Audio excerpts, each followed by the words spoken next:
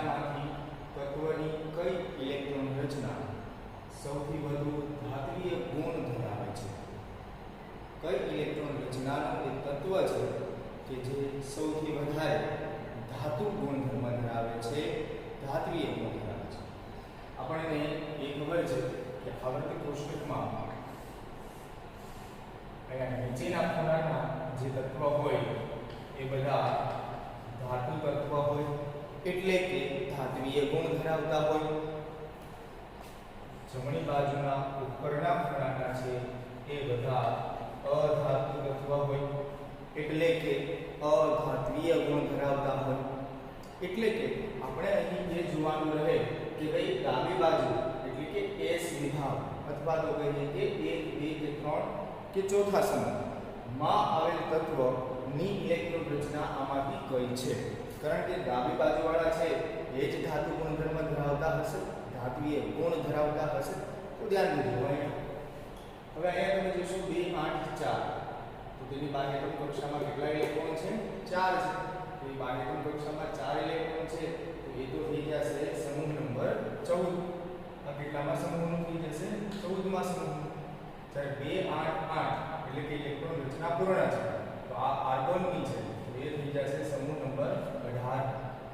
પછી 2 8 8 1, તો આ થઈ જશે સમૂહ નંબર 1, એટલે કે પહેલો ભાગ બાહ્યતમ કક્ષામાં 1 ઇલેક્ટ્રોન છે. એ સિવાય 2 8 8 7, તો આ થઈ જશે 17માં સમૂહ, કારણ કે બાહ્યતમ કક્ષામાં 7 ઇલેક્ટ્રોન છે. 7 ઇલેક્ટ્રોન ક્યારે જોવા મળે? સમૂહ નંબર 17માં ફ્લોરિન ક્લોરિન બ્રોમિન આયોડિન વાળા. એ સિવાય આપણે તો એમ જોતા આપણને સીધો જ ખ્યાલ પડે કે સમૂહ નંબર 1 છે એટલે કે સી આન્સર છે એ આવે, કારણ કે 1 છે તેની બાહ્યતમ કક્ષામાં એક જ ઇલેક્ટ્રોન છે, તો સમૂહ નંબર 1 નો છે જે ધાતુ ગુણધર્મો બાકીના ત્રણેય કરતા વધુ ધરાવતો હોય. એક આ રીતે સોલ્વ કરી શકાય. બીજું આપણે એ રીતે પણ સોલ્વ કરી શકાય કે આપણને ખબર છે કે ધાતુ હંમેશા શું કરે? ઇલેક્ટ્રોન ગુમાવે, અને અધાતુ હંમેશા ઇલેક્ટ્રોન મેળવે.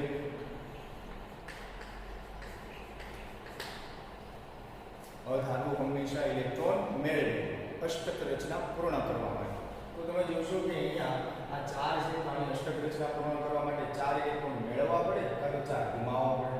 જ્યારે આને કંઈ કરવાની જરૂર નથી. જ્યારે આમાં તો કે 1 ઇલેક્ટ્રોન મેળવવાનો થાય એટલે કે અધાતુ થઈ જાય.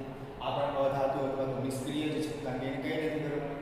એ સિવાય આમાં જોશો 4 છે, તો એ ધાતુ અને અધાતુની વચ્ચેવાળો આવી જશે, એટલે કે અર્ધ ધાતુ વાળો ગુણધર્મ ધરાવતો હશે. 4 હોય બાહ્યતમ કક્ષામાં. તો એ સિવાય જો બાહ્યતમ કક્ષામાં એક જ ઇલેક્ટ્રોન હોય તો એ એક ઇલેક્ટ્રોન છે જે તે તત્વ સરળતાથી ગુમાવવા માંગે, અને જેથી કરીને તે ધાતુ ગુણધર્મ ધરાવતો હશે સૌથી વધારે. આ ચારેયમાંથી આન્સર આવે સી. અને હજી એક રીતે પણ સોલ્વ કરી શકાય કે આ બધાના પરમાણુ ક્રમાંક જોઈ લેવાનું. ભાઈ આ પહેલા જે એક ઓપ્શન છે તેનો પરમાણુ ક્રમાંક કેટલો થઈ જાય? તો 8 ને 2 10 અને 4 14. બી ઓપ્શન છે તેનો કેટલો થઈ જાય છે? તો 18. સી ઓપ્શન છે તેનો કેટલો થઈ જાય છે? તો 8 * 16 ને 18 ને 19.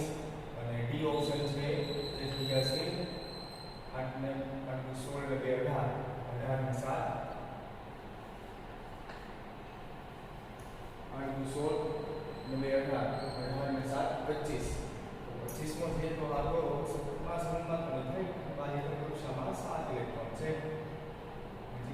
તો એ 25 પછી કહેવાનો મતલબ કે જમણી બાજુનો થશે. તો અહીંયા તમે જોશો કે સરળતાથી 19 નંબર કે જે પોટેશિયમનો પરમાણુ ક્રમાંક હોય, અને પોટેશિયમ છે એ ધાતુ ગુણધર્મ ધરાવતો હોય છે. આ રીતે પણ તમે પરમાણુ ક્રમાંકના આધારે પણ નક્કી કરી શકો. ઠીક છે. એ સિવાય હવે સવાલ એક એ છે કે આ ઓપ્શનમાં તો ખૂબ સરળ આપણને ઓપ્શન આપેલા છે, પરંતુ આમાં ઓપ્શનમાં થોડોક આપણને ટ્વિસ્ટ આ રીતે પણ કરી બતાવે કે 4 ઓપ્શન જે આ છે એ ચારેય ઓપ્શનમાંના કોઈ માની લો કે આ બી ઓપ્શન છે એ નથી, અને બી ઓપ્શન તો ખૂબ સરળ થઈ ગયો, કારણ કે નિષ્ક્રિય છે તો એ ધાતુ કે અધાતુ કંઈ ના હોય. પરંતુ માની લો કે બી ઓપ્શન છે તેના જગ્યાએ કંઈક ઓપ્શન કંઈક આ રીતના બને 2 8 8 18 અને 1 2 8 એ રીતે હોય તો જીવે જો 2 8 8 18 અને 1 એટલે આમની ઇલેક્ટ્રોન રચના શું થઈ જાય તો 8 16 2 18 36 ને 1 37 એટલે એ કોણ થઈ ગયું હોય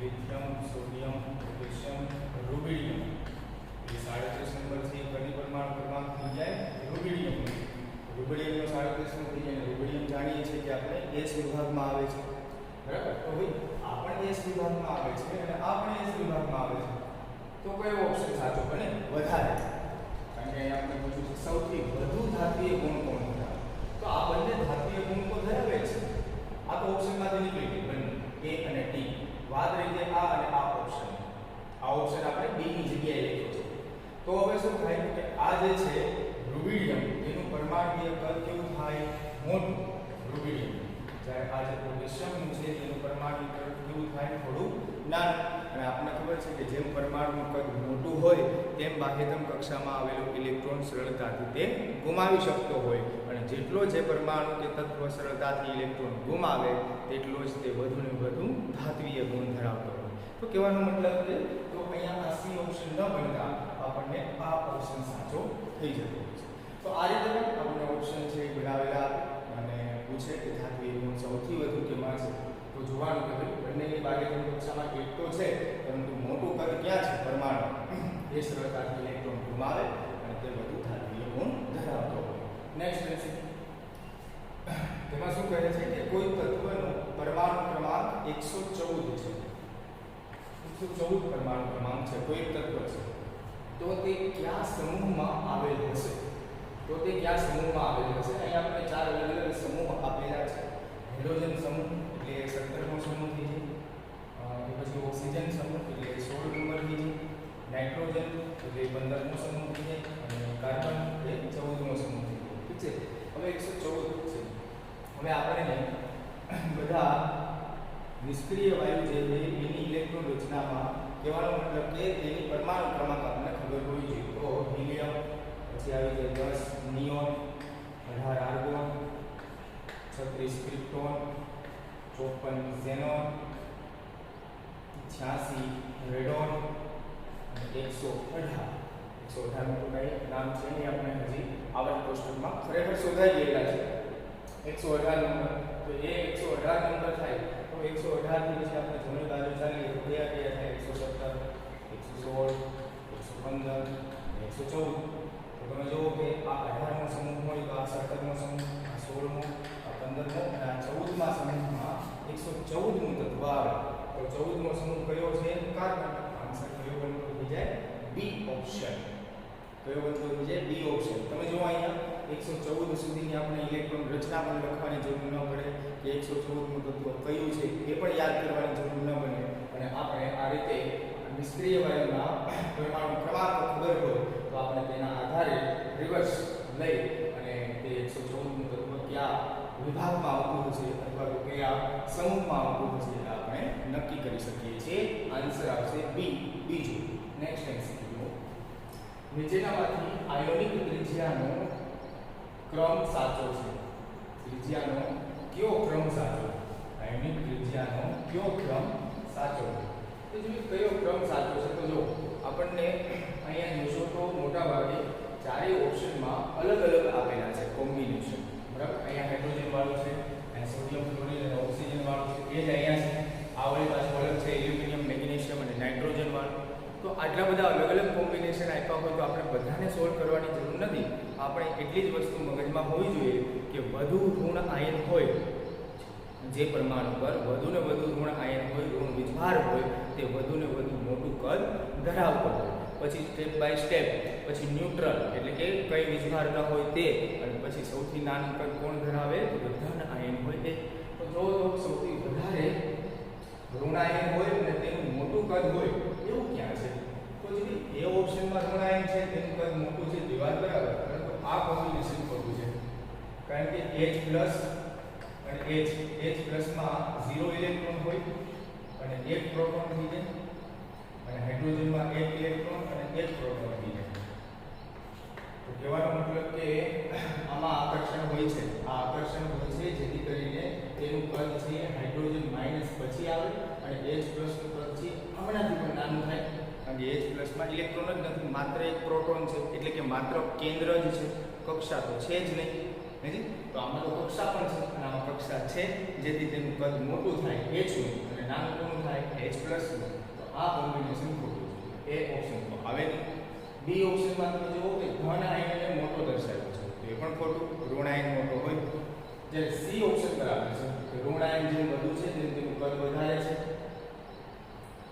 આ વસ્તુ ત્યારે જોવાનું થાય ધન આયન અને ઋણ આયન કે જ્યારે સમ ઇલેક્ટ્રોનીય સ્પીસીઝ હોય ત્યારે, અને આ બધી સમ ઇલેક્ટ્રોનીય જે સ્પીસીઝ છે 10 10 10 ઇલેક્ટ્રોન જ છે, બરાબર.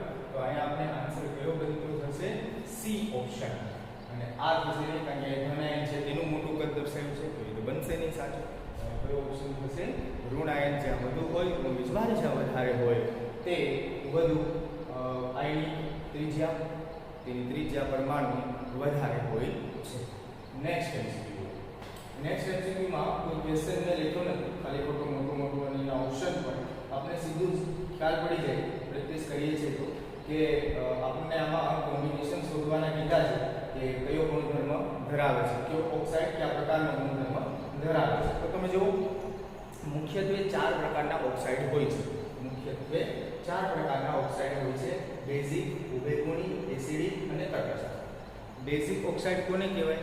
તો કે જે ઓક્સાઇડ પાણી સાથે પ્રક્રિયા આપી અને બેઝ આપે, પાણી સાથે પ્રક્રિયા કરી અને બેઝ આપે તો એ બેઝિક ઓક્સાઇડ. જે ઓક્સાઇડ પાણી સાથે પ્રક્રિયા કરી એસિડ આપે તો એ એસિડિક ઓક્સાઇડ. જ્યારે જે ઓક્સાઇડ પાણી સાથે પ્રક્રિયા આપે અને સાથે એસિડ અને બેઝ એમ બંને સાથે પ્રક્રિયા આપી અને કોઈ સંકીર્ણ સંયોજન આપે, દાખલા તરીકે એલ્યુમિનિયમ વાળું ઉદાહરણ આપણે જોયું હતું, તો એ બધા કેવા ગુણધર્મ દર્શાવતા હોય છે? તો કે ઉભયગુણી ગુણધર્મ દર્શાવતા હોય છે. અને એક એવો ઓક્સાઇડ તટસ્થ ઓક્સાઇડ કે જે પાણી સાથે પ્રક્રિયા આપતો નથી, તો એ કેવો ઓક્સાઇડ થશે? તટસ્થ ઓક્સાઇડ થશે. તો આ રીતે 4 પ્રકારના ઓક્સાઇડ હોય. અહીંયા આપણે જોયું કે કયો કયા પ્રકારનો ઓક્સાઇડ છે, તો તમે ખાસ પહેલી નજર તો અહીંયા જાય Na2O છે, તો Na2O છે જ્યારે પાણી સાથે પ્રક્રિયા કરશે તો એમાંથી શું બનાવશે? NaOH, એટલે કે બેઝ. અને બેઝ છે કે બેઝિક ઓક્સાઇડ થશે, તો આમાં તો આવશે આ બેઝિક ઓક્સાઇડ. એ સિવાય બીજી નજર જાય SO3 પર, SO3 શું બનાવશે? તો H2SO3, H2SO4 સલ્ફ્યુરિક એસિડ બનાવશે, અને એસિડ બનાવશે જેથી કરીને કેવો ઓક્સાઇડ થશે? એસિડિક ઓક્સાઇડ થશે. જ્યારે H2O જાણીએ છીએ આપણે કેવો ઓક્સાઇડ છે? ઉભયગુણી ઓક્સાઇડ છે. અને ઝિંક ઓક્સાઇડ પણ કેવો ઓક્સાઇડ છે? તટસ્થ ઓક્સાઇડ છે. કારણ કે ઝિંક છે એની બાહ્યતમ કક્ષામાં ઓલમોસ્ટ પૂરા ઇલેક્ટ્રોન છે, તો તે કોઈની સાથે ઝડપથી પ્રક્રિયા, એના ઓક્સાઇડ પણ ઝડપથી પ્રક્રિયા આપતા હોતા નથી, તો એ પાણી સાથે પ્રક્રિયા નથી આપતા અને તટસ્થ ઓક્સાઇડ તરીકે વર્તતા હોય છે. તો કે આ રીતે તેમાં ઓપ્શન બને અને બેઝિક, ઉભયગુણી, એસિડિક કે તટસ્થ ઓક્સાઇડ આપણે કહી શકીએ.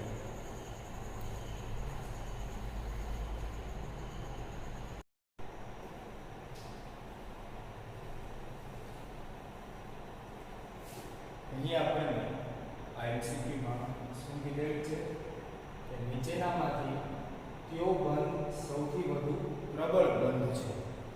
કયા પ્રકારનો બંધ છે એ નથી વાત, પરંતુ સૌથી વધુ પ્રબળ બંધ છે.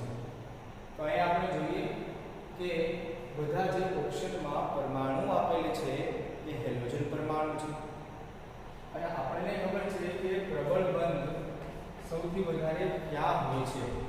તો કે ભાઈ આ જે આયનીય બંધ પ્રકારના છે. આ કયા પ્રકારના બંધ બનાવતા હોય? આયનીય બંધ બનતા હોય છે. અને આયનીય બંધ છે એમાં તો શું થતું હોય છે? તો એક મુખ્ય બાબત એ હોય છે કે વિદ્યુત ઋણતાનો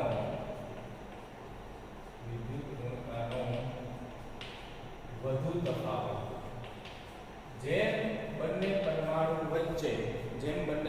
વચ્ચે વિદ્યુત ઋણતાનો તફાવત વધુ, તેમ તે બંને પરમાણુ વધુ પ્રબળ આયનીય બંધ બનાવે, વધુ પ્રબળ બંધ બનાવતા હોય છે. એટલે જ તો આપણે હમણાં આગળના ભાગમાં એમસીક્યુમાં વાત કરી હતી કે સમૂહ 1 અથવા 2 ના પરમાણુઓ એ સમૂહ 17 ના પરમાણુ સાથે આયનીય બંધ સૌથી વધારે પ્રબળતાથી બનાવે છે અને આયનીય બંધ બનાવતા હોય છે, કારણ કે તે બંને વચ્ચે વિદ્યુત ઋણતાનો પણ તફાવત વધુ હોય છે. અથવા તો આપણે એ પણ કીધું હતું કે સમૂહ નંબર 1 અને 2 ના આયનીકરણ એન્થાલ્પી ઓછી અને સમૂહ 17 ની આયનીકરણ એન્થાલ્પી વધુ હોય છે, અથવા તો ઇલેક્ટ્રોન પ્રાપ્તિ એન્થાલ્પી વધુ હોય છે.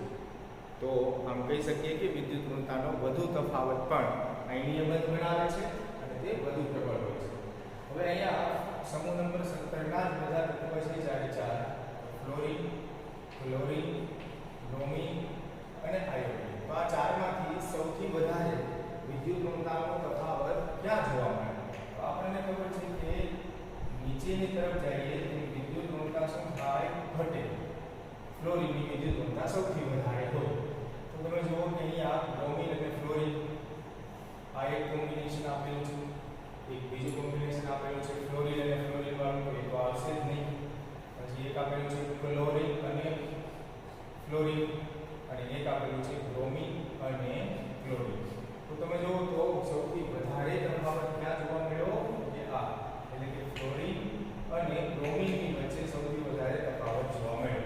તો બ્રોમિન અને ફ્લોરિનની વચ્ચે જે બંધ બને છે, એટલે કે Br અને F ની વચ્ચે ઓપ્શન નંબર A વાળો બંધ એ સૌથી વધારે આયનીય હશે, કારણ કે તેમાં વિદ્યુત ઋણતાનો તફાવત સૌથી વધુ છે અને તે બંધ વધુ પ્રબળ બનશે. તો આન્સર આવશે Br અને F વાળો એક ઓપ્શન પેલો ઓપ્શન. નેક્સ્ટ છે નીચેના પૈકી કયો હાઇડ્રાઇડ આયનીય નથી? હાઇડ્રાઇડ આયનીય નથી. તો આ હાઇડ્રાઇડ વિશે વાત કરીએ તો હાઇડ્રાઇડમાં હાઇડ્રોજન તો હોય છે, પરંતુ એકમાત્ર હાઇડ્રાઇડ સંયોજનમાં જ હાઇડ્રોજન માઇનસ હોય છે, ઋણ હોય છે. હાઇડ્રોજન કયા આયન તરીકે આવેલ હોય છે? ઋણ આયન તરીકે આવેલ હોય છે. તો એ જ માઇનસ હોય છે, ઋણ આયન હોય છે. તો હવે ઋણ આયન હોય અને તેની સાથે ધાતુ છે આપણા કેલ્શિયમ, બેરિયમ, સ્ટ્રોન્શિયમ, બેરિલિયમ, એ બધી ધાતુ છે. ધાતુ સાથે તે મોટા ભાગે આયનીય બંધ બનાવતો હોય.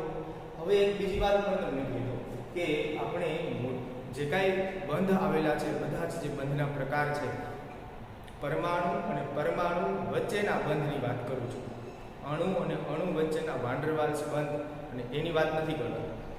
પરમાણુ અને પરમાણુ વચ્ચે બંધ કયા કયા હોય? તો આયનીય બંધ, સહસંયોજક બંધ, સવર્ગ સહસંયોજક બંધ, એ સિવાય હાઇડ્રોજન બંધ પણ લઈ શકો. એમાં પણ અણુ અને પરમાણુ વચ્ચે પણ હોય છે. એ સિવાય જોઈએ તો ધાત્વીય બંધ. તો આ જે બધા જ બંધ છે ને, એ બધા બંધને મુખ્ય બે ભાગમાં વહેંચી શકાય, કારણ કે બે જ પ્રકારના બંધ છે. એ તો બધા તેમના પેટા પ્રકાર છે. બે પ્રકારના કયા કયા બંધ છે? તો કે સહસંયોજક બંધ અને એક છે આયનીય બંધ. એટલે કે એકમાં ઇલેક્ટ્રોનની ભાગીદારીથી બંધ બનતો હોય સહસંયોજક બંધ, અને એકમાં ધન આયન અને ઋણ આયનના આકર્ષણના લીધે બંધ બનતો હોય તો એ આયનીય બંધ. બીજી એક વાત કે કોઈ પણ બંધ છે એ 100% સહસંયોજક બંધ નથી હોતો કે 100% આયનીય બંધ નથી હોતો. તેમાં સહસંયોજક બંધમાં થોડું એવું પ્રમાણ આયનીય બંધનું અને આયનીય બંધમાં થોડું એવું પ્રમાણ સહસંયોજક બંધનું આવેલું હોય છે, જે આપણે જોઈ ગયા ફઝાનના નિયમમાં. કેના નિયમમાં જોવામાં આવે? ફઝાનના નિયમમાં. કહેવાનો મતલબ કે કોઈ બંધ છે એ પ્યોર નથી, સહસંયોજક કે આયનીય. તો હોય છે શું? તો કે એ બંને એકબીજાથી વિરુદ્ધ હોય છે. જો આયનીય બંધ છે એનું પ્રમાણ વધારે હોય ત્યારે તે જ બંધમાં સહસંયોજક બંધનું પ્રમાણ કેવું હોય? ઓછું હોય. જો આયનીય બંધનું પ્રમાણ વધારે હોય તો સહસંયોજકનું ઓછું, જો સહસંયોજકનું વધારે હોય તો આયનીયનું ઓછું, એકબીજાથી વિરુદ્ધ હોય છે. હવે અહીંયા આપણને કીધું છે કે એમાં આયનીય બંધ સૌથી ઓછો છે, અથવા તો આયનીય નથી એવું જ કહી દીધું છે. એટલે કે આયનીય બંધનું પ્રમાણ ખૂબ જ ઓછું હશે, અવગણી નાખ્યું હશે. અને કયા પ્રકારનો બંધ બનાવતો હશે? તો કે સહસંયોજક બંધ. બરાબર. હવે મને એ કહ્યું છે કે આયનીય બંધ બનાવવા માટે જે કાંઈ ધાતુ પરમાણુ હોય તેને ઇલેક્ટ્રોન ગુમાવવા પડે કે નહીં, તો જ તે ધન આયન બને, અને તો જ તે ધન આયન બને તો જ તે બીજા ઋણ આયન સાથે હાઇડ્રોજન માઇનસ સાથે જોડાય અને આયનીય બંધ બનાવે. તો આ ચારમાંથી કેલ્શિયમ +2 બધા છે બીજા સમૂહના જ છે. બેરિયમ +2, સ્ટ્રોન્શિયમ +2 અને બેરિલિયમ લખશું. તો આમાંથી એક અપવાદ કોણ છે? બેરિલિયમ. કારણ કે તેમનું કદ છે એ ખૂબ જ ઓછું છે, પરમાણુ ક્રમાંક 4 છે. 4 માંથી તેને એમ કે 2 ઇલેક્ટ્રોન તું દાન કરી દે, તો એ 2 ઇલેક્ટ્રોન દાન સરળતાથી કરી ન શકે, એટલે કે સરળતાથી ધનાયન ન બની શકે કમ્પેર ટુ સ્ટ્રોન્શિયમ, બેરિયમ અને કેલ્શિયમ. આ ત્રણેયની સાપેક્ષે આ સરળતાથી ઇલેક્ટ્રોન ગુમાવશે નહીં, અને ગુમાવશે નહીં એટલે ધનાયન નહીં બની શકે. ધનાયન નહીં બને એટલે ઋણાયન સાથે જોડાય આયનીય બંધ નહીં બનાવી શકે. તો કયો હાઇડ્રાઇડ છે એ આયનીય પ્રકારની પ્રકૃતિ ન ધરાવતા આ પ્રકારની પ્રકૃતિ ધરાવે છે? સહસંયોજક બંધવાળી, એટલે કે બેરિયમ હાઇડ્રાઇડ. આન્સર આવી જાય ચોથો, ડી ઓપ્શન. આ તો હાઇડ્રાઇડ આયનીય નથી, તો એ ઓપ્શન આવશે 4BeH2 વાળું બેરિલિયમ હાઇડ્રાઇડ વાળું. નેક્સ્ટ ક્વેશ્ચન, બોર્ન-હેબર ચક્રમાં કઈ પ્રક્રિયાઓ ઉષ્મા શોષક પ્રક્રિયા છે? પછી બોર્ન-હેબર ચક્ર છે એ તો આપણે આવે ઉષ્માગતિશાસ્ત્ર વાળા ચેપ્ટરમાં, પરંતુ એ જે કાંઈ પ્રક્રિયાઓ છે એ તો આપણે ત્રીજા ચેપ્ટર અને ચોથા ચેપ્ટરમાં બંનેમાં આવી જાય. તો આ બધી પ્રક્રિયામાંથી કઈ પ્રક્રિયાઓ ઉષ્મા શોષક છે એ આપણે જોવાની થાય.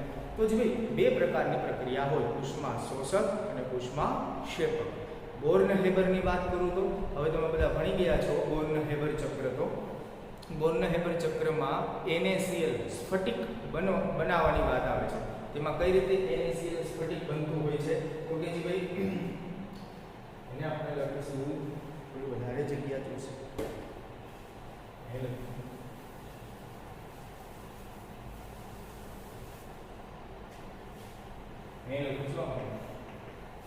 પહેલા તો સોડિયમ જે સોલિડ તેને ગેસમાં ફેરવવું. પછી તો એ કઈ પ્રક્રિયા કઈ ઘનમાંથી વાયુ અવસ્થામાં ફેરવે એ ઉર્ધ્વપાતની.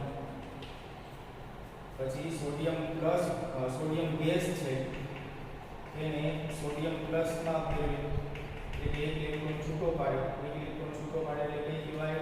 આયનીકરણ. એન્થાલ્પી આપે, આયનીકરણ પ્રક્રિયા હોય. હવે Na પ્લસ ગેસ બની ગયો. હવે Cl ની વાત તો કે પહેલા શું થાય? તો કે Cl2 જે ગેસ હોય, જે અણુ હોય, એ અણુનું પરમાણુમાં રૂપાંતર કરે. અણુનું કેમાં રૂપાંતર કરે? પરમાણુમાં. તો એ તો થઈ જાય પરમાણ્વીય. આણ્વીય એન્થાલ્પી કહો અથવા તો કહો પરમાણ્વીય એન્થાલ્પી. એ થઈ જાય. એ સિવાય હવે જે ક્લોરીન ગેસ છે તે એક ઇલેક્ટ્રોન મેળવે એટલે Cl માઈનસ બની જાય. તો એ Cl માઈનસ ઇલેક્ટ્રોન મેળવો એટલે કે એન્થાલ્પી થાય તો ઇલેક્ટ્રોન પ્રાપ્તિ એન્થાલ્પી. ઇલેક્ટ્રોન પ્રાપ્તિ એન્થાલ્પી અને ઇલેક્ટ્રોન પ્રાપ્તિ એન્થાલ્પી પછી Cl માઈનસ અને આ Na પ્લસ અને Cl માઈનસ, Na પ્લસ અને Cl માઈનસ એ બંને જોડાઈ જાય અને બને જતું હોય છે NaCl ગેસ બનતું હોય છે. એટલે આ જે થતું હોય NaCl એ NaCl છે એ લેટિસ એન્થાલ્પી છૂટું પાડતું હોય છે, કારણ કે લેટિસ બનાવે છે. અને આ ગેસનું રૂપાંતર પછી કેમાં થાય? NaCl વધારે થાય કેમાં રહેતો હોય? કે NaCl સોલિડમાં. તો જ્યારે સ્ફટિકીકરણ થાય ત્યારે શું થાય? સ્ફટિકીકરણ. કારણ કે સ્ફટિક છે હંમેશા કેવા હોય? ઘન અવસ્થામાં હોય. તો એ સ્ફટિકીકરણની પ્રક્રિયા.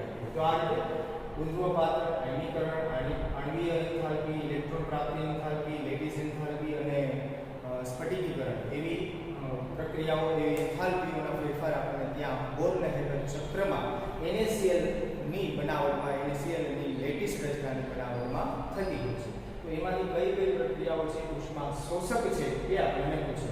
તો આપણે આગળ ઉપર ત્રીજા ચેપ્ટરમાં આપણે સમજી ગયા છીએ કે આયનીકરણ એન્થાલ્પી એ ઉષ્મા શોષક પ્રક્રિયા હોય છે. આયનીકરણ એન્થાલ્પી કેવી પ્રક્રિયા હોય છે? ઉષ્મા શોષક પ્રક્રિયા હોય છે. કારણ કે આયન ઇલેક્ટ્રોન દૂર કરવા માટે ઊર્જા આપવી પડે અને ઊર્જાનું તે પરમાણુ છે શોષણ કરે ત્યારે એક ઇલેક્ટ્રોન છે ગુમાવે, તોડવો પડે એટલે ઊર્જા આપવી પડે એટલે ઉષ્મા શોષક. પછી ઉદ્ભવપાતન એટલે કે ઘન અવસ્થામાંથી વાયુ અવસ્થામાં, તો ત્યારે પણ આપણે તાપમાન શું કરવું પડે? વધારવું પડે એટલે કે ઉષ્મા આપવી પડે એટલે ઉષ્મા શોષક પ્રક્રિયા થાય. અને તે સિવાય વિઘટન. આ વિઘટન એટલે આ એક કહેવાય આણ્વીય એન્થાલ્પી. કારણ કે એમાં શું થાય છે? બંને ક્લોરીન જે પરમાણુ જોડાયેલા હોય, અણુ બનાવેલું હોય, તેનું પરમાણુમાં રૂપાંતર થાય છે, વિઘટન થાય છે. તો વિઘટન કરવા માટે, તોડવા માટે પણ ઉર્જા આપવી પડે, તો એ પણ કેવી ઘટના હોય છે? ઉષ્મા શોષક પ્રક્રિયાઓ છે. કુલ મિલાવીને આમાં ઇલેક્ટ્રોન પ્રાપ્તિ એન્થાલ્પી અને સ્ફટિકીકરણ એ બંને સિવાય આ બધી પ્રક્રિયાઓ કેવી હોય છે? તો કે ઉષ્મા શોષક. જ્યારે ઇલેક્ટ્રોન પ્રાપ્તિ એન્થાલ્પી અને સ્ફટિકીકરણ એ કેવી હોય છે? ઉષ્મા ક્ષેપક. આ યાદ રાખવાનું છે, બરાબર? ઉદ્દીપન, આયનીકરણ અને વિઘટન એ કેવી પ્રક્રિયા છે? ઉષ્મા શોષક. આન્સર આવે બી ઓપ્શન, બીજો ઓપ્શન. હવે તમે જો અહીંયા આયનીકરણ આ તો ઓપ્શન આવશે, આ પણ ઓપ્શન નહીં આવે. તો બી ઓપ્શન ઉદ્દીપન અને આયનીકરણ છે એ પણ ઉષ્મા શોષક છે, અને આ જે ત્રણેય આપેલું છે એ પણ ઉષ્મા શોષક છે. તો બંને ઓપ્શન સાચા પડી શકે. તો એવું પણ વિચાર પણ નહીં, જ્યારે એકથી વધારે ઓપ્શન તમને સાચા લાગતા હોય ત્યારે તેમાંથી મોસ્ટ કરેક્ટ કયો છે, વધુ સાચો કયો છે, એ ઓપ્શન ટીક કરવાનો થાય અને માત્ર એ એક જ ઓપ્શન ટીક કરો એ જ સાચો પડે. તો અહીંયા સાચો આન્સર થશે બી, બીજું. નેક્સ્ટ હવે અહીંયા આપણને કહે છે કે સહસંયોજક બંધ નો યોગ્ય ક્રમ જણાવો. સહસંયોજક બંધનો યોગ્ય ક્રમ જણાવો. સહસંયોજક બંધનો યોગ્ય ક્રમ આપણે હમણાં જ જોયું કે આયનીય બંધ છે એ ક્યારે હોય છે? તો વિદ્યુત ઋણતાનો તફાવત વધુ હોય ત્યારે. વિદ્યુત ઋણતાનો તફાવત વધુ ક્યારે હોય? તો કે આવર્ત કોષ્ટકમાં આવેલા તત્વમાં જે ડાબી બાજુના તત્વ અને જમણી બાજુના તત્વ વચ્ચે જ્યારે બંધ બને તો એ આયનીય બંધ હોય. ઠીક છે? તો અહીંયા આપણે જોઈશું કે બધા ક્લોરીન સાથે બંધ છે. બધાના ક્લોરીન કોની સાથે બંધ છે? ક્લોરીન સાથે છે. અને બીજું કોણ છે? લિથિયમ. લિથિયમ નંબર 3, પછી બેરિલિયમ નંબર 4, બોરોન નંબર 5. તો તમે જુઓ તો આ લિથિયમ, બેરિલિયમ, બોરોન એ ક્લોરીનની નજીક નજીક જતા જાય છે, અને જેમ તે નજીક નજીક જશે તેમ વિદ્યુત ઋણતાનો તફાવત ઓછો થઈ જશે, અને જ્યાં વિદ્યુત ઋણતાનો તફાવત ઓછો હોય તો ત્યાં આયનીય બંધ ઓછું અને સહસંયોજક બંધ વધી જતું હોય. કારણ કે આપણે એ પણ શીખ્યા હતા એને લીધું ત્યારે કે આયનીય બંધનું પ્રમાણ છે એ વધુ, સહસંયોજક ઓછું. સહસંયોજક વધુ, આયનીય ઓછું. એ રીતે તો સહસંયોજક વૃદ્ધિ છે એ વધારે ક્યાં જોવા મળશે? બોરોનમાં. એટલે કે બોરોન વાળું જે છે એ સૌથી વધારે સહસંયોજક બંધ છે. BCl3 એનાથી ઓછું BeCl2 અને એનાથી ઓછું LiCl. તો આન્સર થશે બી ઓપ્શન. BCl3, BeCl2 અને LiCl. અને LiCl છે એ એમ પણ આયનીય બંધ દર્શાવતો હોય છે. લિથિયમ પ્લસ Cl માઇનસ વિદ્યુત ઋણતાનો તફાવત ખૂબ જ વધારે, તો તેમાં સહસંયોજક બંધનું પ્રમાણ કેવું હોય? ઓછું. તો લિસ્ટ સૌથી છે. તો આન્સર થયો બી, બીજું.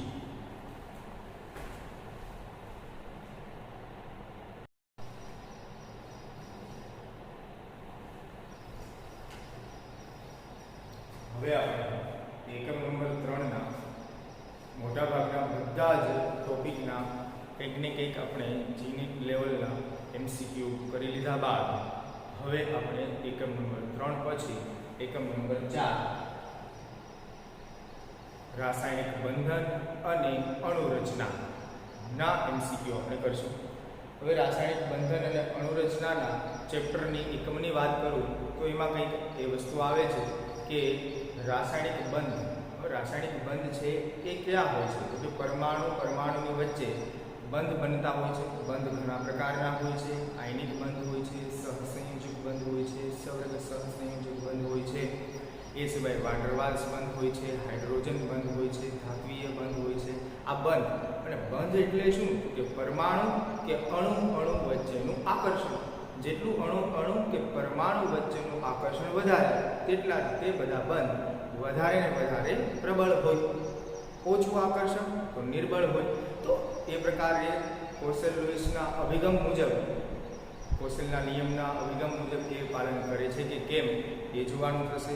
એ સિવાય આગળ ઉપર આપણે આ ચેપ્ટરમાં બંધારણની રચના બંધારણ જોવાના થશે. બધા સંયોજનના કે પરમાણુઓ અવકાશમાં કઈ રીતે ગોઠવાયેલા હોય છે એ આપણે બોલસ્ટિક મોડલથી પણ સમજીશું આપણે. એ સિવાય આપણે જોવાનું થશે આગળ આણ્વીય રચના એટલે કે આણ્વીય કક્ષકવાદ, એમઓ થિયરી એ સમજવાની થશે.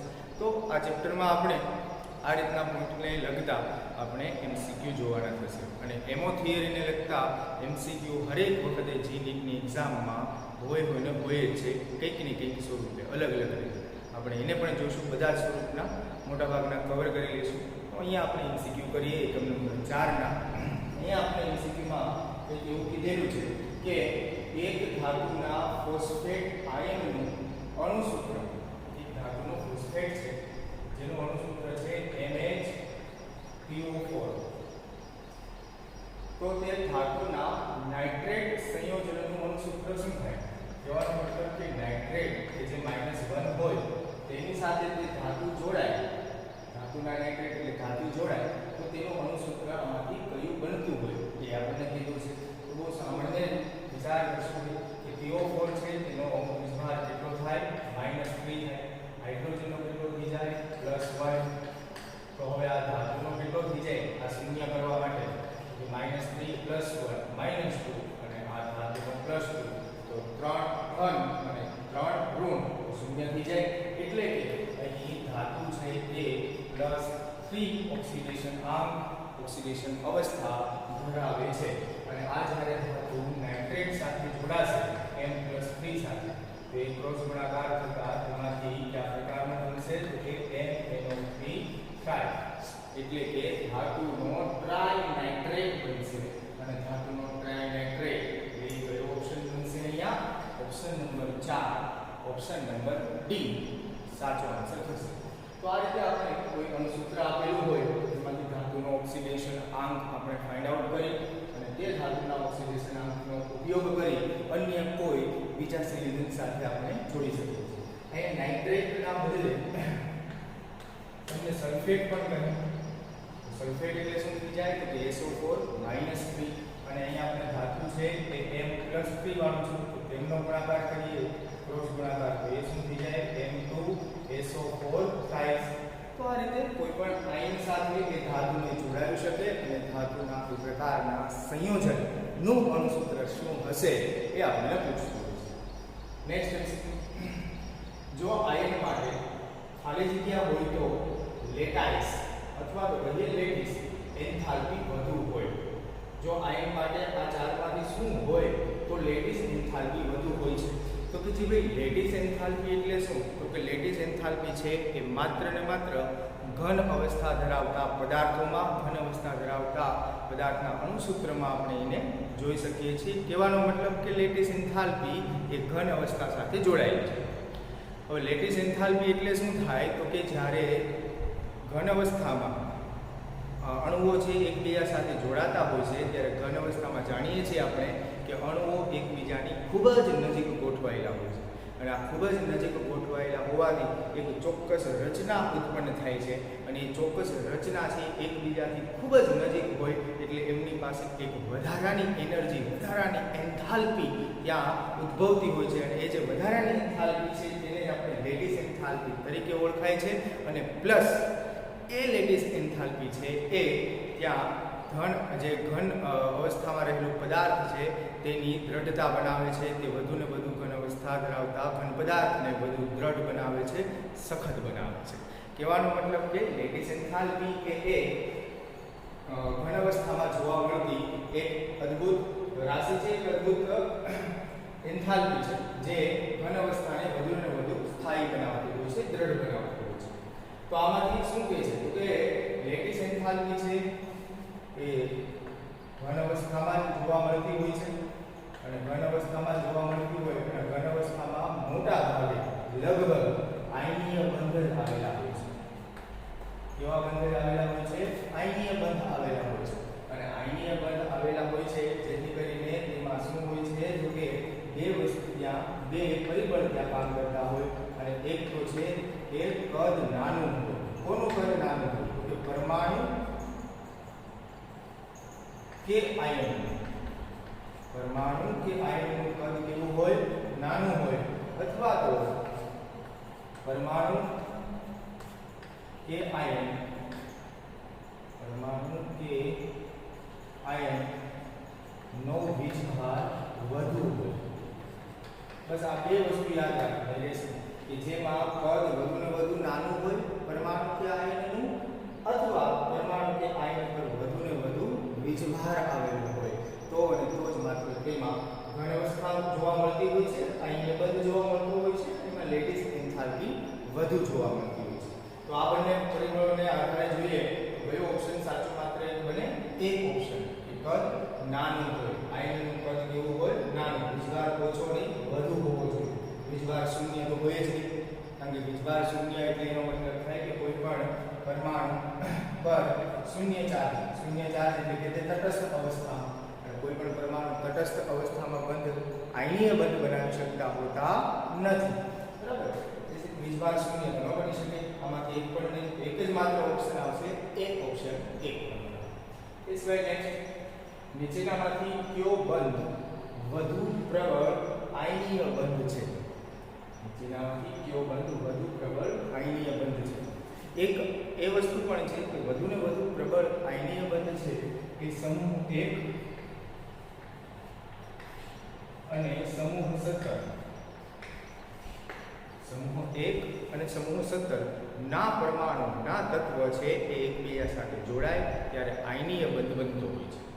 એ સિવાય આપણે કે શા માટે એ બંને જ આયનીય બંધ બનાવે છે? તો એનું કારણ છે કે સમૂહ નંબર 1 માં આયનીકરણ એન્થાલ્પી ઓછી હોય અને બીજું સમૂહ નંબર 17 માં ઇલેક્ટ્રોન પ્રાપ્તિ એન્થાલ્પી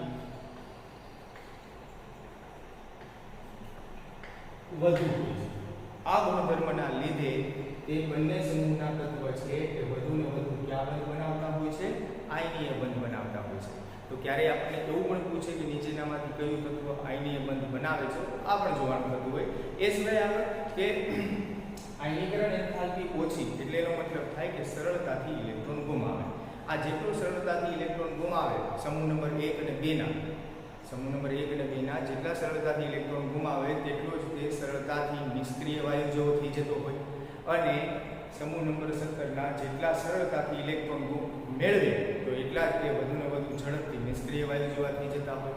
કહેવાનો મતલબ કે બંનેને જોઈતું હોય એ મળી જાય. સમૂહ નંબર 1 ને ઇલેક્ટ્રોન સરળતાથી ગુમાવવાનું મળી જાય, અને એ ગુમાવેલા ઇલેક્ટ્રોનને વધુ ને વધુ સખ્તાઈ, વધુ ને વધુ પ્રબળતાથી સમૂહ નંબર 17 ના પરમાણુ તેને મેળવે તો આયનીકરણ એન્થાલ્પી ઓછી, ઇલેક્ટ્રોન પ્રાપ્તિ એન્થાલ્પી વધુ હોવાના લીધે એ બંને વચ્ચે ઇલેક્ટ્રોનની આપલે થઈ જાય અને તેમની વચ્ચે આયનીય બંધ છે એ બનતો હોય છે.